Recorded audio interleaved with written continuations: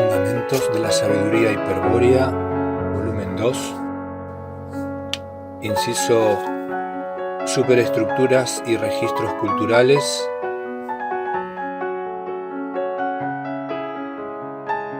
artículo E y subartículos E1, E2, E3, E4.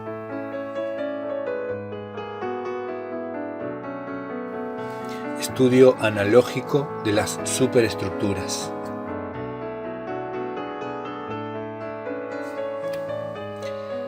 El modelo de superestructura desarrollado en los artículos anteriores y expuesto gráficamente en la figura 75 posibilita la visión analógica de las superestructuras reales que nos habíamos propuesto obtener al comenzar el inciso.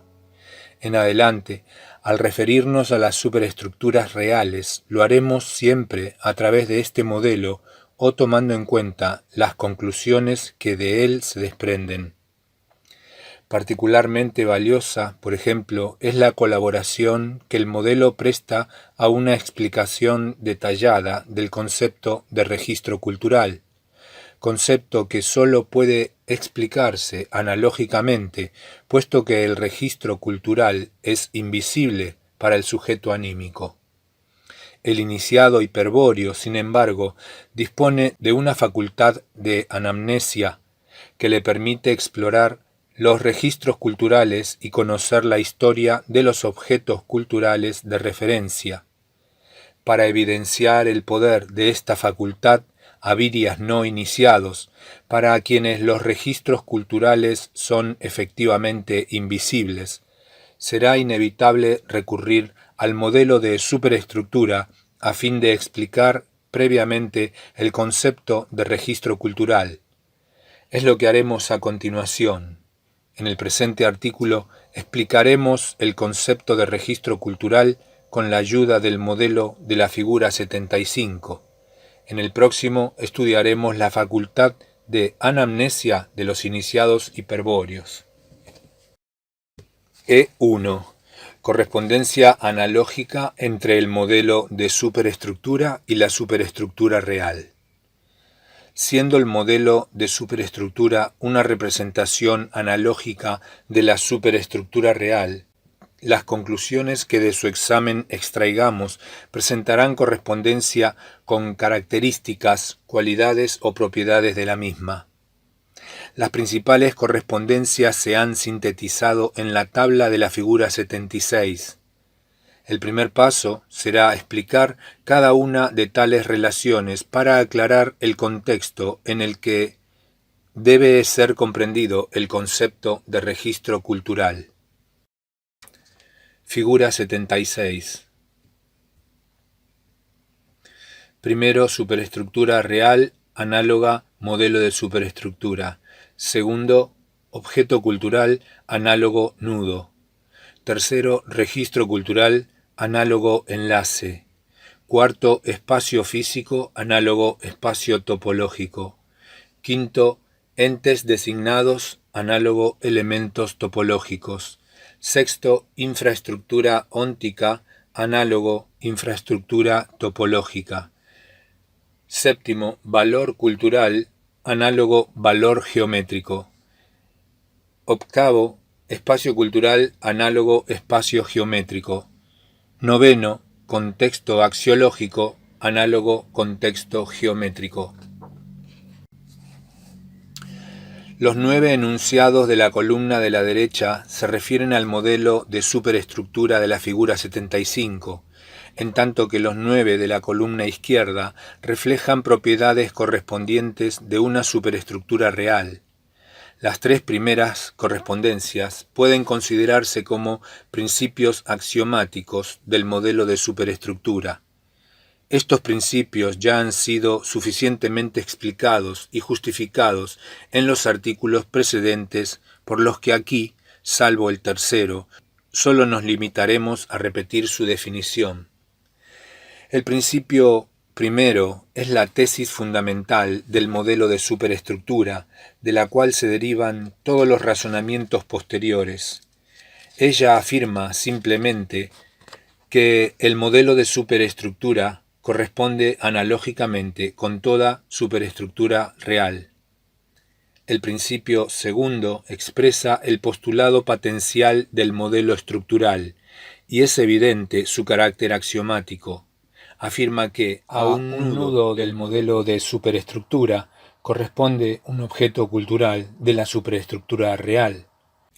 El principio tercero recibe su fundamentación real en las conexiones de sentido que ligan entre sí a los objetos culturales. Como tales relaciones dan lugar a los registros culturales, sin discutir la validez del principio, el mismo será explicado nuevamente con mayor detalle más adelante. Su formulación afirma que un enlace del modelo de superestructura corresponde con un registro cultural de la superestructura real. Dando por sentada la validez de los principios axiomáticos primero, segundo y tercero, sobre los que se basa el modelo de superestructura, el análisis de las siguientes proposiciones analógicas nos permitirá profundizar en la comprensión de las superestructuras reales. Se trata ahora de enunciados encadenados lógicamente, que describen las propiedades esenciales del modelo de superestructura y permiten explicar la constitución de una superestructura real. E2. Proposiciones cuarta y quinta. Recordemos lo dicho en la página 51 sobre el modelo de estructura de la figura 12, idéntico al de la figura 75. De la simple observación deducimos que se compone de 4 elementos, ciertas protuberancias en los vértices y centro del cubo llamadas nudos, el enlace entre nudos, el espacio que ocupa su extensión y el tiempo que le permite durar o cambiar. De estos 4 elementos no vamos a considerar aquí el tiempo, que en las superestructuras reales se denomina historia o tiempo histórico, pues el mismo ya ha sido definido en otro inciso, página 325, como tiempo de una cultura externa. En cambio, vamos a estudiar más adelante una especie temporal propia de los registros culturales que la sabiduría hiperbórea denomina serie cronocultural. Prescindiendo del tiempo, se puede afirmar que un modelo de superestructura se construye esencialmente con elementos topológicos organizados en un espacio topológico. En este espacio topológico reconocemos al espacio que requiere toda estructura para existir. Pero en lugar de los nudos y enlaces, afirmamos que un modelo de superestructura se construye con elementos topológicos. ¿Qué significa esta diferencia? Respuesta: que en una superestructura real los objetos culturales, análogos a los nudos, y los registros culturales, análogos a los enlaces, son elementos reales cuya existencia comienza a posteriori de la existencia óntica. Como vimos en C, los entes externos designados son el soporte de propiedades culturales del objeto cultural. Es así porque los entes presentan su designio a priori en el primer movimiento, en tanto que los objetos culturales surgen por la afirmación a posteriori de la matriz esencial del designio durante el segundo movimiento. Por lo tanto, en el modelo de superestructura ha de existir análogamente algo a priori de la existencia de los nudos y enlaces, pero que sirva de fundamento a las propiedades posteriores de los mismos. Tal a prioridad fundamental es la característica esencial de los elementos topológicos del modelo de superestructura. Se entiende entonces la proposición quinta, que postula la analogía entre los elementos topológicos del modelo de superestructura y los entes designados de la superestructura real. Mas si los elementos topológicos se organizan en un espacio topológico y aquellos son análogos a los entes designados cuya existencia ocurre en el espacio físico, es evidente que estos espacios son también análogos. Es lo que afirma La proposición cuarta: el espacio topológico del modelo de superestructura es análogo al espacio físico de la superestructura real. E3. Proposiciones sexta y séptima. Consideremos ahora el modelo de superestructura de la figura 12. Los elementos topológicos, al organizarse en el espacio topológico, configuran una infraestructura topológica. La infraestructura topológica es el esqueleto esencial de toda estructura.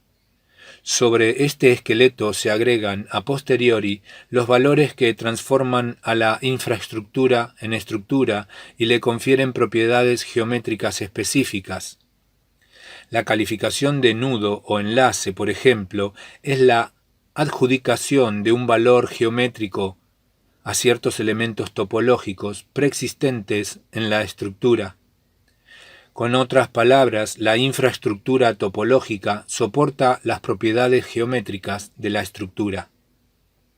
Aplicando estas definiciones al modelo de superestructura de la figura 75 y trazando correspondencias con la superestructura real, llegamos a comprender la proposición sexta. En efecto, si la infraestructura topológica se compone de elementos topológicos análogos a los entes designados, estos han de integrar, analógicamente, una infraestructura óntica, vale decir, los entes designados, al organizarse en el espacio físico, configuran una infraestructura óntica.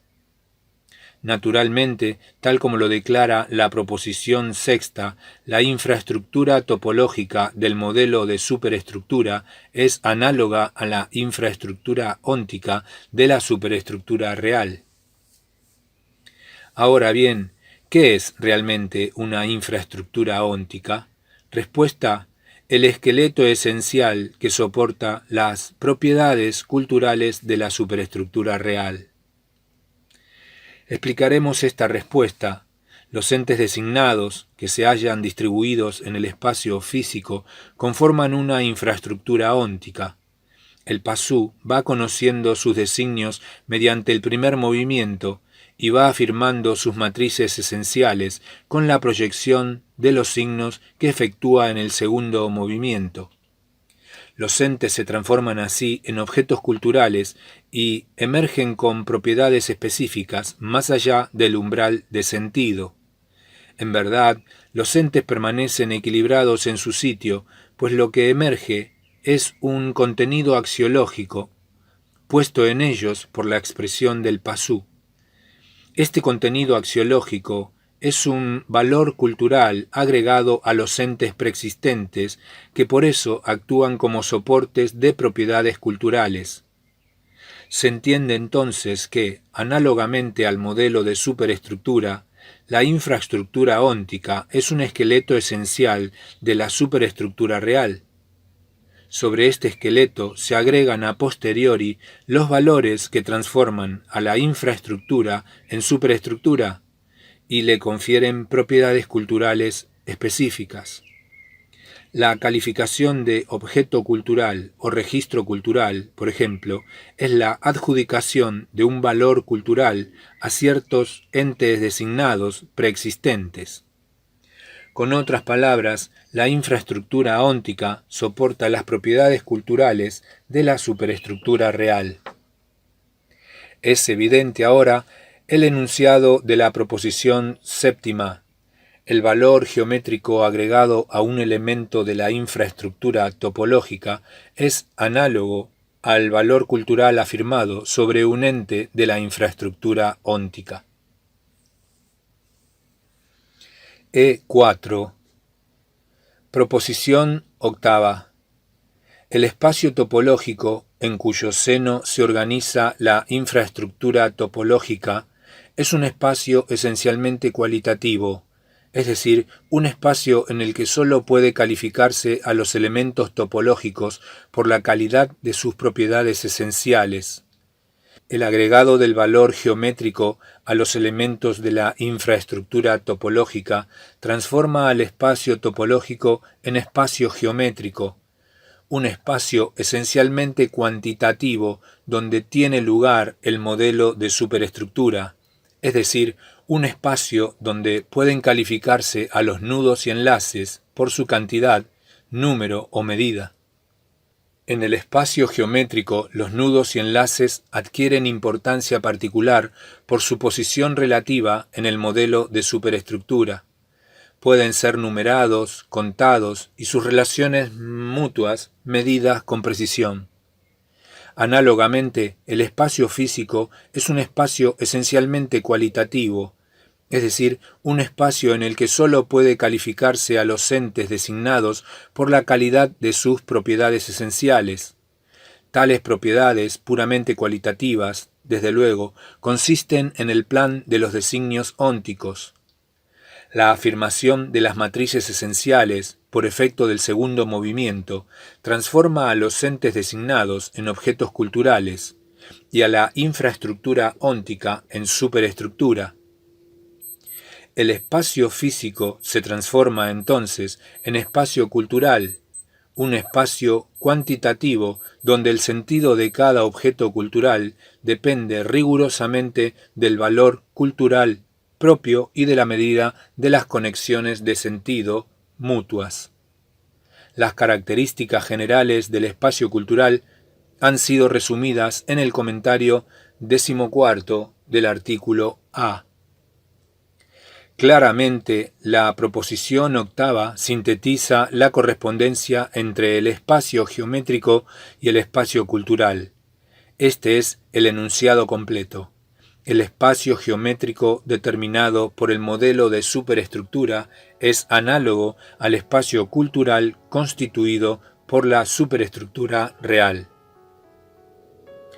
Hemos pasado revista hasta aquí a las proposiciones primera a octava. La proposición novena, empero, no podrá ser abordada, pues su explicación requiere la definición de algunos conceptos previos. En los siguientes subartículos se estudiará la relación entre la infraestructura y la estructura, y la relatividad del valor geométrico. Estos conceptos nos permitirán definir el contexto geométrico de una propiedad y por último, hará comprensible la proposición novena.